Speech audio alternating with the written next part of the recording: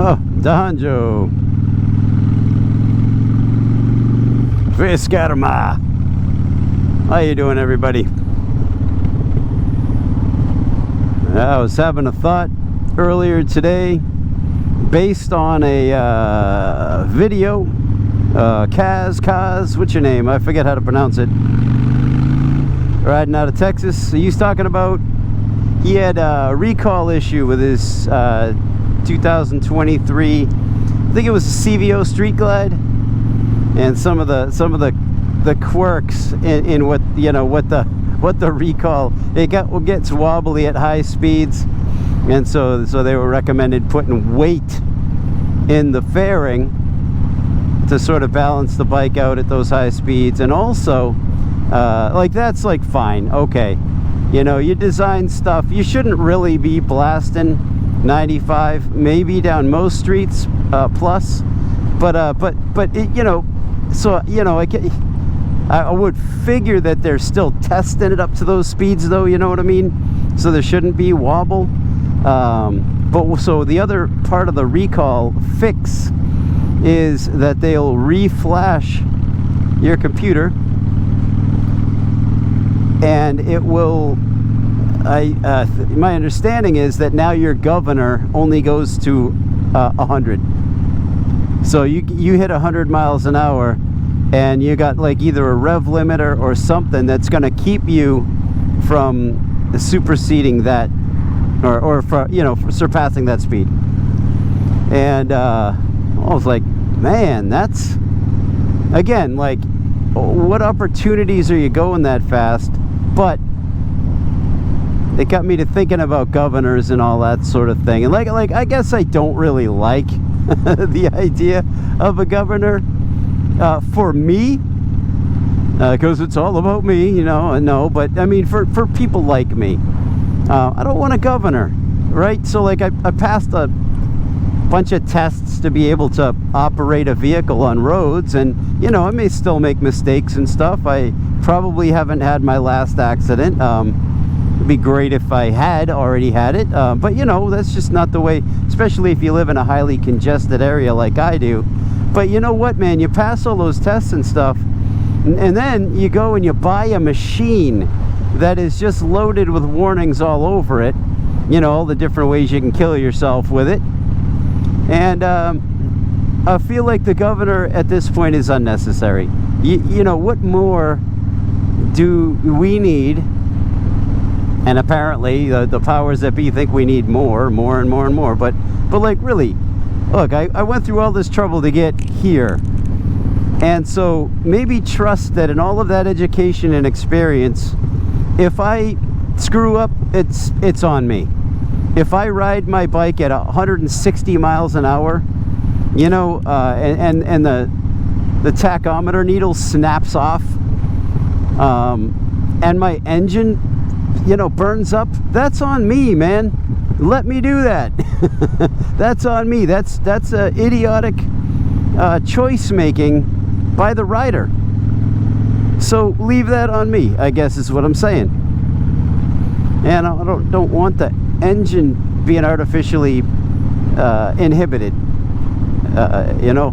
so that's okay. I'm not really complaining though, because I don't really like, of course I've hit the rev limiter on the Bug Smash. I'm not gonna say, but I was in another planet, I was in another solar system, and I got to, I think it was 110 or something like that, and I'm like, yo, man, fear must be keeping me back. I feel like I've got it pegged, but it must be fear. And that's before I knew that there was something that actually inhibits the engine from smoking itself. And so I think I can get this up, and I think it varies a tiny bit depending on how your engine is configured, even from bike to bike. But yeah, so 110, but so I could beat. I'm not gonna say I could beat a 2023 CVO Street Glide. I won't say that, because I'll have parts falling off left and right. And but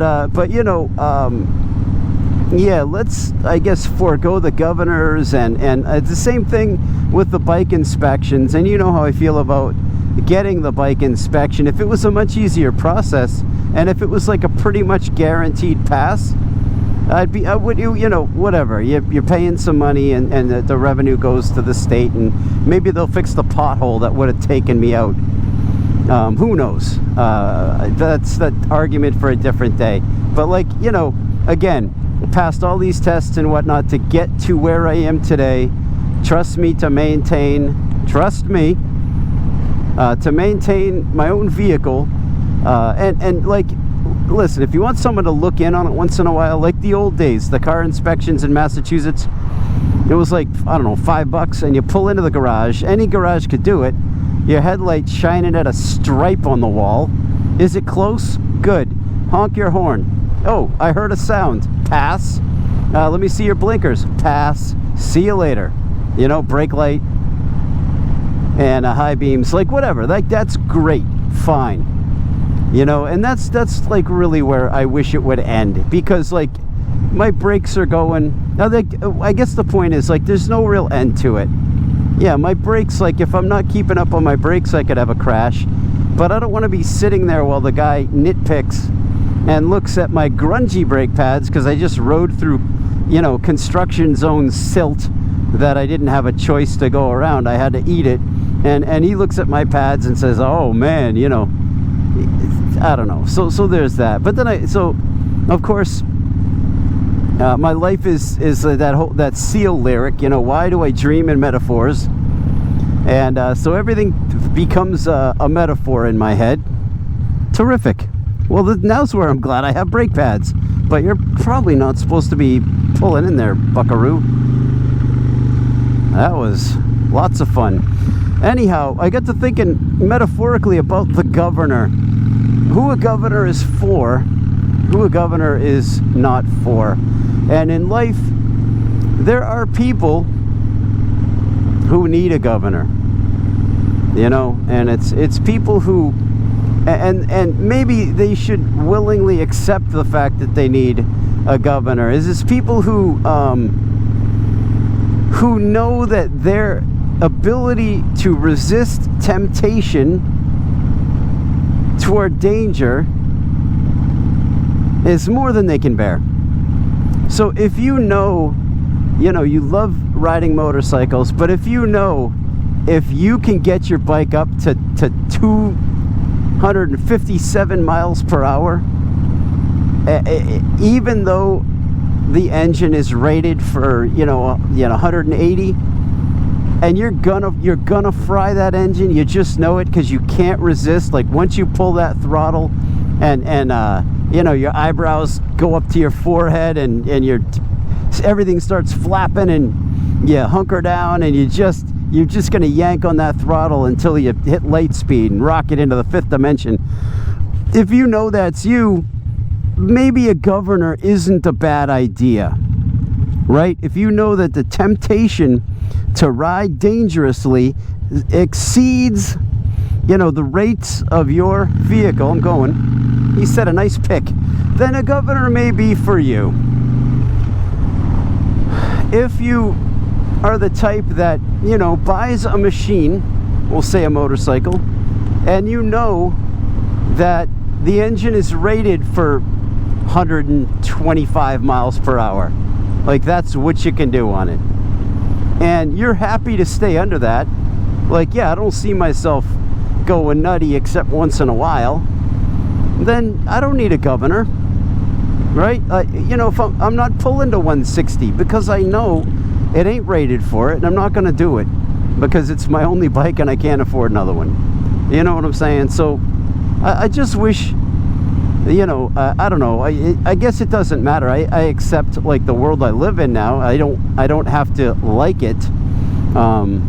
But yeah, things like governors and really inhibiting things, and for no reason other than having a chokehold on people. I guess I'm not trying to start an argument, for sure, because that's not who I'm trying to be. But boy, I don't know what I'm trying to say. I'm not trying to start anything. I just want a little more ability to make my own decisions, because there's plenty of people who can really eloquently argue for the other side of that argument.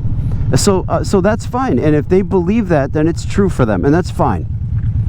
You know, I'm just saying, like, you know, for the rest of us, you know, for the rest of us who are a little different, give us the same opportunity to choose whether we want something like a governor or not. Maybe, you know, your kid gets a license at 16, and the parent says, "Yep, I want the engine flashed for a 16-year-old." Because I know what I was like as a 16-year-old on a bicycle, you know, and so let's flash that. The kid, you know, turns whatever age. All right, you reflash it, you're good to go. You know, so maybe there's a compromise. And you know, if you're the type of person that, you know, you're around certain things, temptations,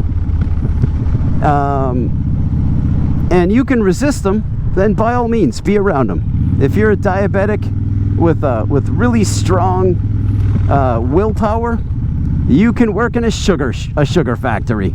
Do you know what I'm saying?